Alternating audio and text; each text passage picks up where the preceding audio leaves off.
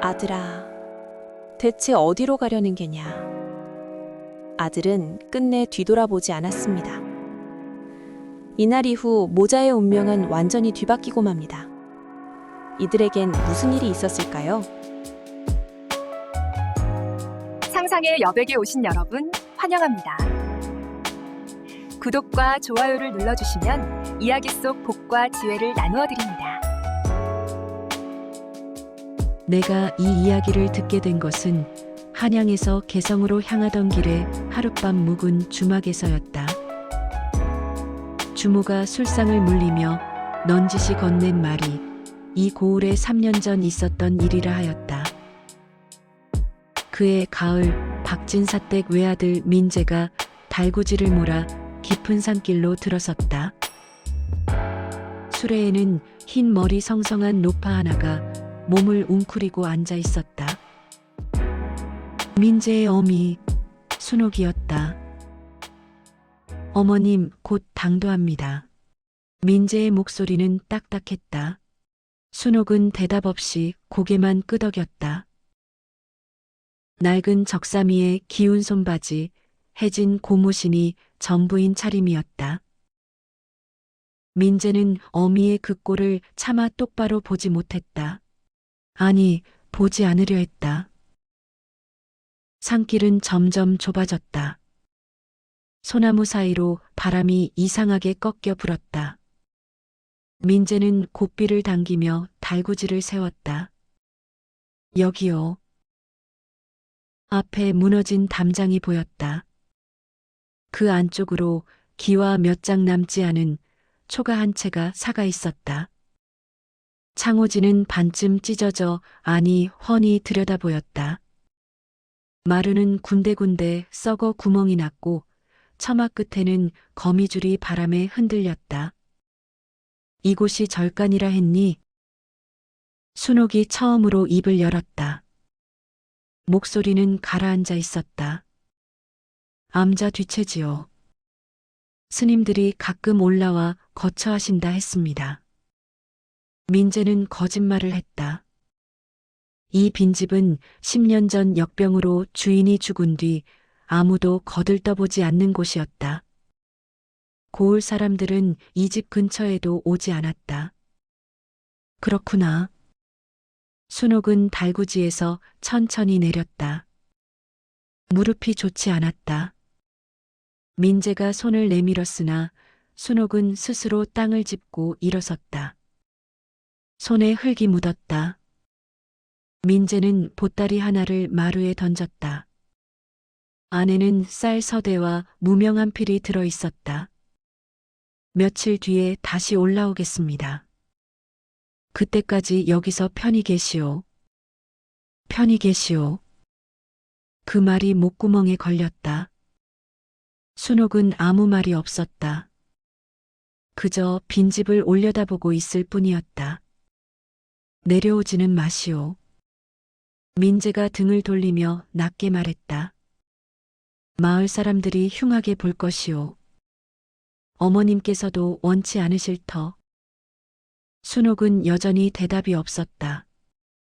민재는 더 이상 뒤를 돌아보지 않고 달구지를 몰았다. 바퀴 소리가 산길을 따라 멀어졌다. 주막 주모의 말로는 그때 순옥이 빈집 마루에 앉아 아들의 뒷모습을 한참 지켜보았다 했다. 바람이 손바지 자락을 흔들었고 누군가 이를 본 이는 그 눈빛이 무척 고요했다고 했다. 민재의 집은 고을 어귀에 있었다. 기와집은 아니었으나 행랑채가 딸린 제법 괜찮은 가옥이었다. 아비인 박진사는 3년 전 세상을 떠났고 민재는 아비가 남긴 전답과 객주 몇 채의 수익으로 살았다. 아내 소전은 민재가 돌아오자 대문 앞에 나와 있었다. 다녀오셨소? 그러했소. 시어머님은 산중암자에 편히 계실 것이오. 스님들이 시중들 터이니 걱정 말구려. 소전은 더 묻지 않았다. 지난 2해 동안 순옥은 이 집 뒷채 구석방에서 지냈다. 밥상도 따로 받았고 명절에도 사랑으로 나오지 않았다. 소저가 친구들을 불러 잔치를 열 때면 순옥의 존재는 늘 불편한 그림자였다. 절이 나을 것이오. 속세에 번거로움이 없으니. 소저가 작게 중얼거렸다. 민재는 대꾸하지 않았다. 그날 밤 민재는 잠을 이루지 못했다. 어미가 빈집 마루에 홀로 앉아있을 모습이 자꾸 떠올랐다. 창호지 사이로 바람이 들고 마루 밑에서 쥐가 긁는 소리가 들릴 것이었다. 며칠만이요. 며칠만 지나면 익숙해지실 것이요. 민재는 스스로를 달랬다. 그러나 가슴 한쪽이 돌처럼 무거웠다. 이튿날 민재는 장터로 나갔다. 객주 수익을 점검하고 전답 소장료를 받으러 다녔다. 사람들은 민재를 보며 인사했다. 박서방님, 대개 노모께서는 안녕하시오? 산중 암자로 가셨소. 불공이나 드리며 여생을 보내고 싶다 하시기에. 그러하시구려. 효성이 지극하시오. 민재는 웃으며 고개를 숙였다. 그러나 그 웃음은 어색했고 등에서는 식은 땀이 흘렀다. 사흘째 되던 날 오후 민재가 장터에서 돌아오는 길이었다. 달구지를 몰며 고을 어귀에 다다랐을 때 낯선 사내 하나가 길 한가운데 서 있었다. 박민재 서방이시오? 사내는 검은 두루마기에 갓을 눌러 쓴 차림이었다. 나이는 50쯤 되어 보였고 얼굴은 모난 데 없이 반듯했으나 눈빛만은 유난히 차가웠다. 그러하오만 누구시오? 한양에서 왔소. 박순옥 마님의 문서를 관리해 온 사람이요. 민재의 손에서 고삐가 미끄러졌다. 무슨 문서? 박순옥 마님께서 수십 년간 모으신 전담 문서, 객주 지분, 그리고 한양 큰거리 포구 상권 문건을 말하오. 나는 송설이요. 서리 출신으로 문서 일을 보아온 지 30년이요. 민재는 말문이 막혔다. 송설이는 품에서 낡은 종이 봉투 하나를 꺼냈다. 기름때가 얼룩져 있고 붉은 인주 자국이 여러 겹 찍혀 있었다. 이것이 그 목록이요. 박순옥 마님께서 젊은 시절부터 몸을 낮추어 일하시며 한 푼, 두 푼 모아 장만하신 것들이요. 종로 어기 객주 세 채, 포구창고 두 채, 그리고 개성장시 상권 지분이 있소. 민재의 얼굴이 하얗게 질렸다. 어머님이 그런 것을 모르셨소? 송설이의 목소리에는 조소가 섞였다. 박순옥 마님은 자식에게 아무 말씀도 하지 않으셨소. 내 아들이 제 힘으로 살기를 바란다 하시며 문서는 모두 내게 맡기셨소. 바람이 불었다. 하늘에서 까마귀 한 마리가 울며 날아갔다.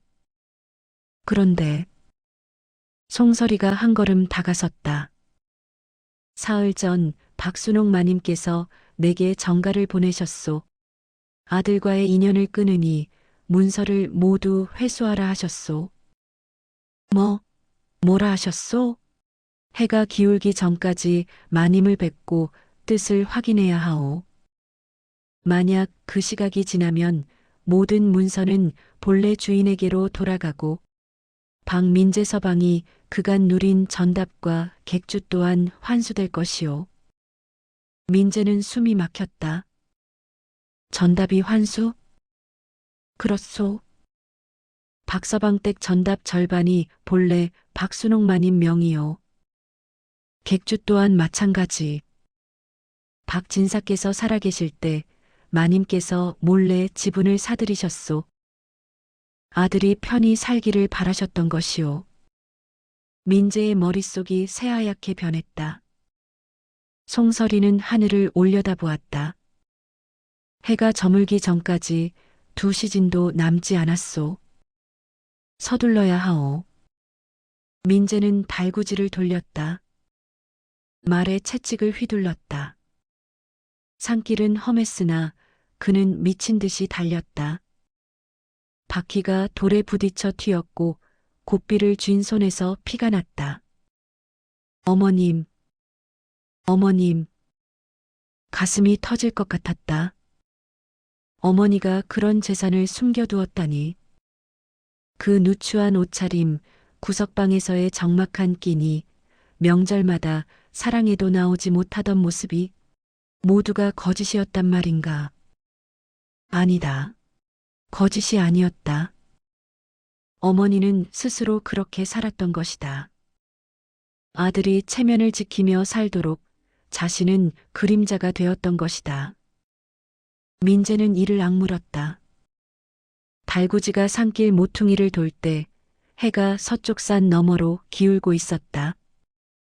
빈집에 당도했을 때 해는 반쯤 넘어가 있었다. 민재는 달구지에서 뛰어내려 마루로 달려갔다. 어머님, 어머님. 그러나 집은 텅 비어 있었다. 마루 한가운데 보따리는 그대로 놓여 있었다.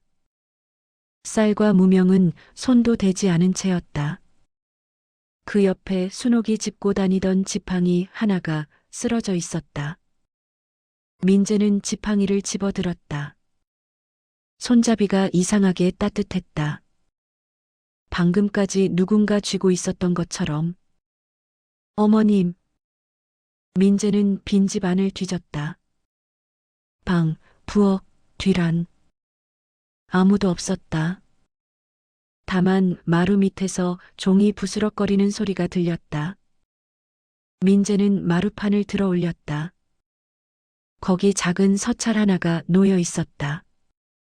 민재는 떨리는 손으로 서찰을 펼쳤다. 글씨는 삐뚤었으나 힘이 있었다. 오늘부로 연을 끊는다. 다시는 어미라 부르지 말거라. 그뿐이었다. 민재는 서찰을 쥔 채 주저앉았다. 종이가 손에서 촉촉하게 젖어들었다. 눈물인지 땀인지 알 수 없었다. 바람이 불었다. 빈집 처마 끝에서 무언가 흔들렸다. 민재는 고개를 들었으나 아무것도 보이지 않았다.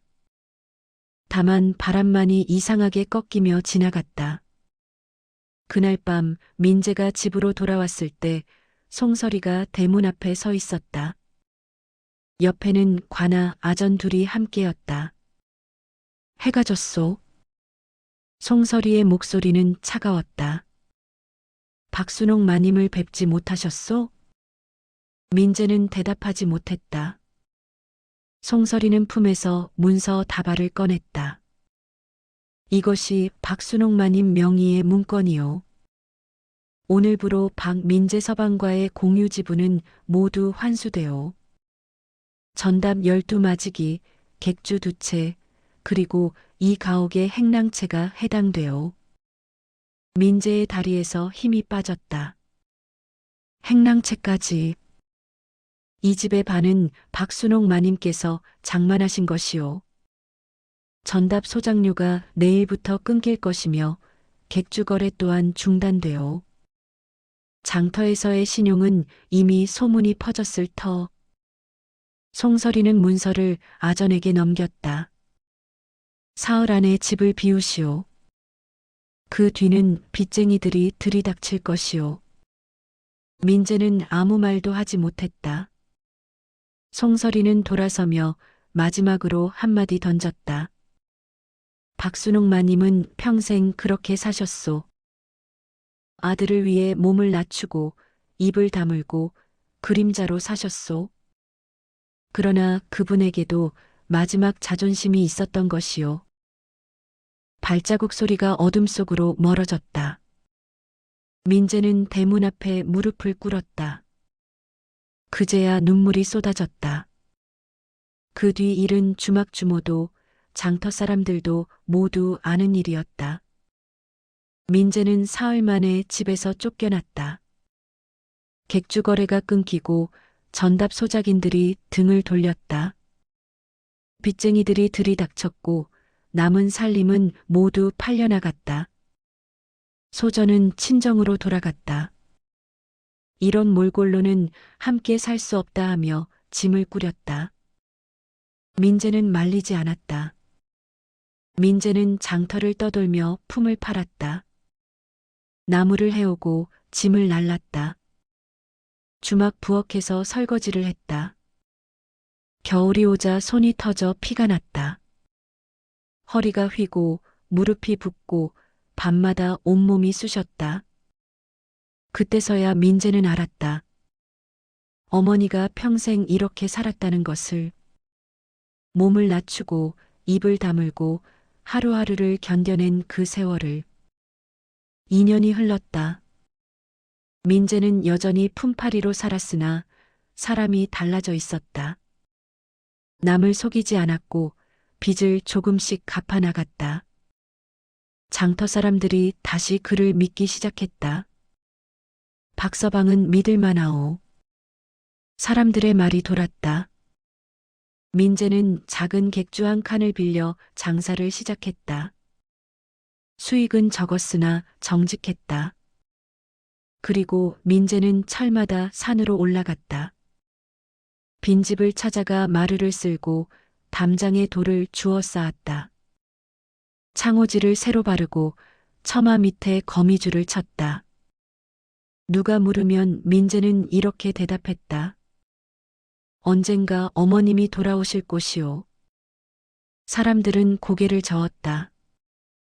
그러나 민재는 멈추지 않았다. 어느 봄날이었다.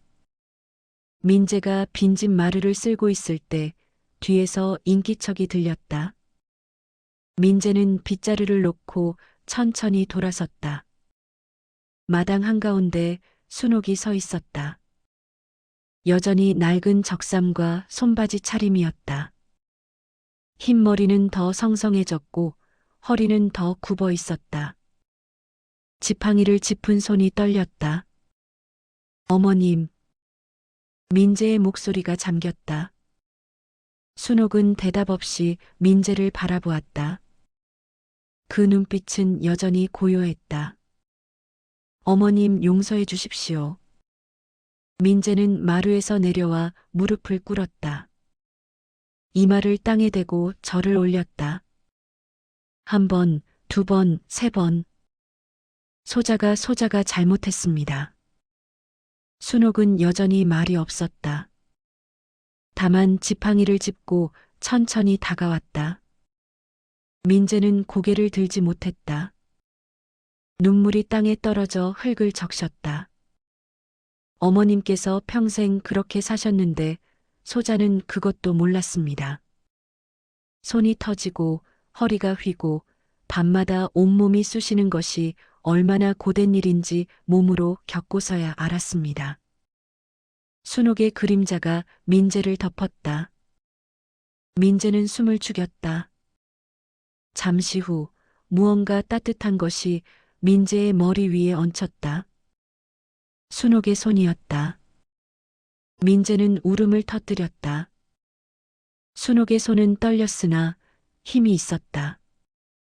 그 손이 천천히 아들의 머리를 쓸어내렸다. 일어나거라. 순옥이 처음으로 입을 열었다. 목소리는 쉬어 있었으나 부드러웠다. 민재는 고개를 들었다. 순옥의 눈가에도 눈물이 맺혀 있었다. 이제 그만 울어라. 순옥이 지팡이를 짚고 마루에 앉았다.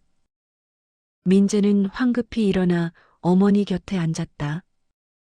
한참을 둘은 말없이 앉아 있었다. 바람이 불어 처마 끝을 흔들었다.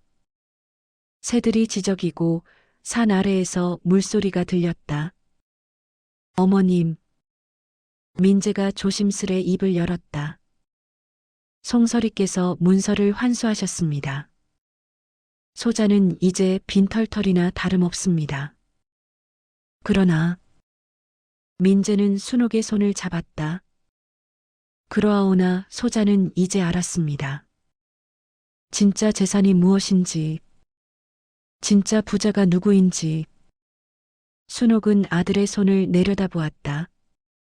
거칠고 터진 손이었다. 예전에 그 부드럽고 깨끗하던 손이 아니었다. 내 손이 많이 거칠어졌구나. 어머님 손과 같아졌습니다. 민재가 웃었다. 순옥도 미소 지었다. 주름진 얼굴에 피어난 그 미소는 봄꽃처럼 따뜻했다. 그날 저녁 송설이가 다시 찾아왔다. 박순옥 마님을 뵙고 왔소. 송설이는 민재의 집 앞에 섰다. 아니, 이제는 민재의 집이 아니었다. 주막 뒤편 작은 쪽방이었다. 마님께서 하신 말씀이 있소. 송설이는 품에서 문서 다발을 꺼냈다. 그러나 이번에는 아전이 없었다. 마님께서 뜻을 바꾸셨소. 문서를 다시방 민재 서방께 넘기라 하셨소. 민재는 고개를 저었다. 받을 수 없습니다. 뭐라고? 소자는 어머님께 용서받은 것만으로 충분합니다. 그 문서는 어머님께서 평생 고생하여 모으신 것. 소자가 받을 자격이 없습니다. 송설이는 잠시 민재를 지켜보았다. 그리고 고개를 끄덕였다. 그렇다면 마님께서 하신 또 다른 말씀을 전하겠소. 송설이는 문서 더미 중 한 장을 꺼냈다. 이것은 작은 객주 한 채의 문건이요. 한양 큰 거리에서 조금 떨어진 곳이나 정직하게 장사하면 먹고 사는데 부족함이 없을 터. 마님께서 이것만은 꼭 받으라 하셨소. 민재는 문서를 받아들었다. 종이가 떨렸다. 그리고 송설이가 덧붙였다. 마님께서는 나머지 문서를 모두 팔아 그 돈으로 고을에 주막을 하나 마련하셨소. 품팔이꾼들이 값싸게 묵을 수 있는 곳으로. 내 아들이 겪은 고생을 다른 이들은 덜 겪기를 바라신다 하셨소. 민재의 눈에서 다시 눈물이 흘렀다. 그로부터 1년 뒤였다. 민재는 작은 객주를 운영하며 살았다. 수익은 많지 않았으나 정직하게 장사했고 사람들의 신뢰를 얻었다. 소저는 돌아오지 않았으나 민재는 외롭지 않았다. 순옥은 고을 어귀에 마련한 주막에서 지냈다. 품팔이꾼들이 헐값에 묵을 수 있는 그곳에서 순옥은 밥을 짓고 방을 내주었다.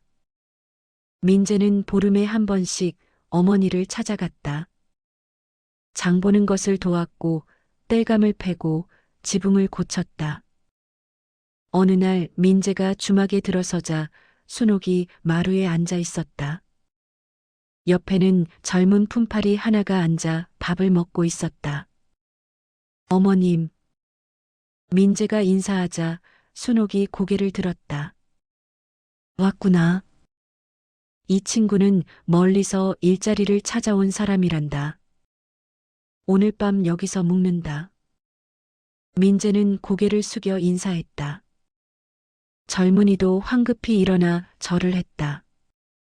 고맙습니다. 주모 마님께서 값도 허락에 받으시고. 아니다.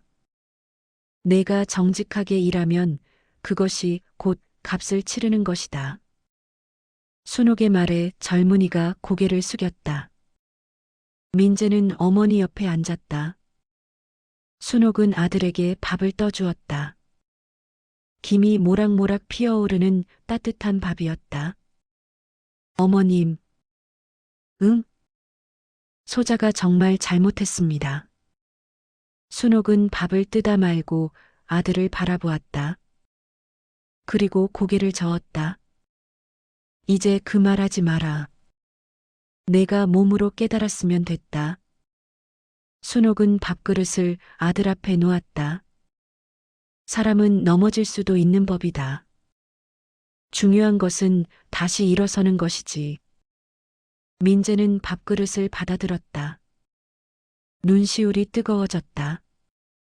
밖에서 바람이 불었다. 주막 처막 끝에 매달린 풍경이 맑은 소리를 냈다. 내가 그 이야기를 듣게 된 것은 바로 그 주막에서였다. 나는 한양에서 개성으로 가는 길에 그곳에서 하룻밤을 묵었다. 주모는 백발의 노파였으나 눈빛만은 맑고 단단했다. 나그네께서는 어디로 가시오? 주모가 물었다. 나는 개성으로 간다 했다. 그러시구려. 길 조심하시오. 주모가 밥상을 내왔다. 구수한 된장국과 나물 반찬이 소박했으나 정갈했다. 식사를 마치고 나자 한 사내가 주막으로 들어왔다. 나이는 40쯤 되어 보였고 얼굴에는 세파를 겪은 흔적이 있었으나 눈빛만은 맑았다. 어머님 다녀왔습니다. 고생했구나. 장은 잘 보았느냐? 예. 어머님께서 부탁하신 것 모두 가져왔습니다. 사내는 보따리를 풀어 주모에게 보였다. 주모는 고개를 끄덕이며 미소 지었다. 그때 나는 알았다. 저 사내가 바로 박민재라는 것을, 그리고 저 주모가 순옥이라는 것을. 나는 조용히 일어나 방으로 들어갔다. 문틈 사이로 마루가 보였다. 모자는 나란히 앉아 무언가 이야기를 나누고 있었다. 순옥이 웃었고 민재도 웃었다. 바람이 불어 주막 처마를 흔들었다. 풍경 소리가 맑게 울렸다. 나는 이불을 덮으며 생각했다. 사람은 넘어질 수도 있다. 잘못을 저지를 수도 있다. 그러나 중요한 것은 깨닫고 일어서고 다시 걷는 것이라고. 그리고 용서란 입으로 하는 것이 아니라 마음으로 하는 것이라고. 그날 밤 나는 꿈을 꾸었다. 산중 빈집 마루에 두 사람이 앉아 있었다. 어머니와 아들. 둘은 말없이 석양을 바라보고 있었다. 바람이 불어 적삼자락을 흔들었고 처마 끝에서 새가 지저귀었다. 꿈에서 깨어났을 때 창밖에는 동이 트고 있었다. 나는 주막을 나서며 주모에게 인사했다. 안녕히 가시오. 길 조심하시오. 순옥이 대문까지 배웅을 나왔다. 그 옆에 민재도 서 있었다. 두 분 모두 건강하시오. 내가 말하자 모자가 함께 고개를 숙여 인사했다. 나는 고개를 돌려 길을 나섰다. 한참을 걷다가 뒤를 돌아보았다. 주막은 아침 햇살을 받아 빛나고 있었다. 처마 끝의 풍경이 바람에 흔들리며 맑은 소리를 냈다. 그 소리가 한참을 귓가에 맴돌았다. 용서의 소리, 화해의 소리, 그리고 새로운 시작의 소리처럼. 그로부터 여러 해가 흘렀다. 지금도 그 고을에는 주막이 남아있다 한다.